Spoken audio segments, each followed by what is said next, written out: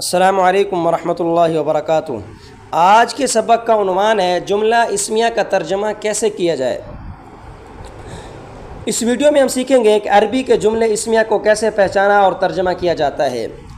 تو سب سے پہلی بات جملہ اسمیہ کی تعریف۔ جملہ اسمیہ وہ جملہ ہوتا ہے جو اسم سے شروع ہو۔ جس جملے کے شروع میں اسم آئے سمجھ جائیں کہ یہ جملہ اسمیہ ہے۔ اور اس کے دو عام حصے ہوتے ہیں، پہلے حصے کو مبتدا کہا جاتا ہے، دوسرے حصے کو خبر کہا جاتا ہے۔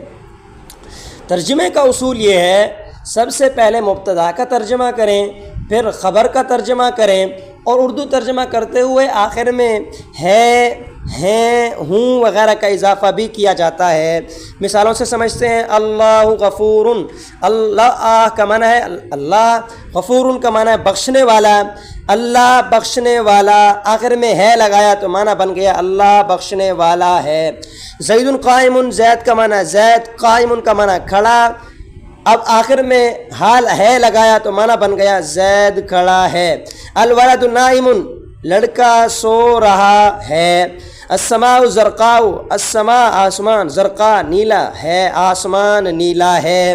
تو اس طرح یہ اصول ہے، مبتدا کا ترجمہ، پھر خبر کا ترجمہ، آخر میں حکم کے آپ اضافت کے صورت میں آپ حکم بھی لگا دیں، ہے، ہوں وغیرہ لگانے سے ترجمہ مکمل ہو جائے گا۔ آخر میں تین باتیں آپ کو اضافی طور پر ہم سمجھاتے چلیں کہ جملہ اسمیہ کے اندر معرفہ نکرہ بھی ایک چیز ہوتی ہے، اس کی پہچان بھی کر لی جائے۔ معرفہ اور نکرہ، مبتدا جو ہے وہ اکثر معرفہ ہوتا ہے اور اس میں ترجمے کے اندر ایک اور خاص والا نہیں ہوتا۔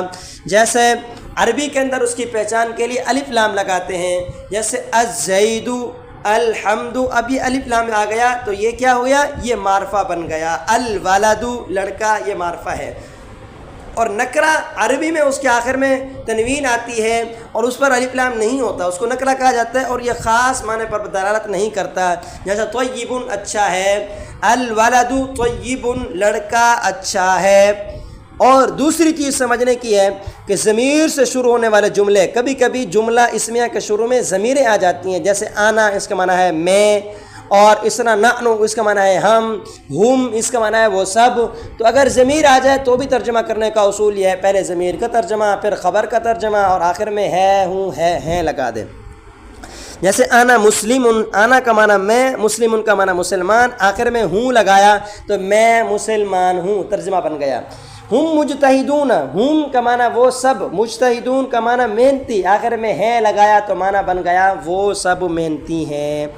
اور آخر میں ایک چیز فائدے کے طور پر کہ کبھی کبھی جملہ منفی کی شکل میں بھی آتا ہے، یعنی پہلے اگر ہم ہیں والا ترجمہ کر رہے تھے اب ہم نہیں ہیں والا ترجمہ کریں گے، اس کے لیے عربی میں لیسا کا لفظ بھی آتا ہے، لا کا لفظ بھی آتا ہے، ما کا لفظ بھی آتا ہے۔ ایک مثال سمجھتے ہیں، زید لیسا قائما، زید کا معنی ہے زید، لیسا کا معنی نہیں، قائما کا معنی ہے کھڑا، زید کھڑا نہیں، آخر میں ہے لگایا تو معنی بن گیا زید کھڑا نہیں ہے۔ اب آپ 5 جملوں کا عربی سے اردو ترجمہ کریں اور اس اصول کو سامنے رکھ کر کریں کہ جملہ اسمیہ میں پہلے اسم اور مبتدا کا ترجمہ کیا جاتا ہے، پھر خبر کا ترجمہ کیا جاتا ہے، اور آخر میں ہے، ہیں اور ہوں کا اضافہ کیا جاتا ہے۔ اللہ تعالی ہمیں عمل کرنے کی توفیق عطا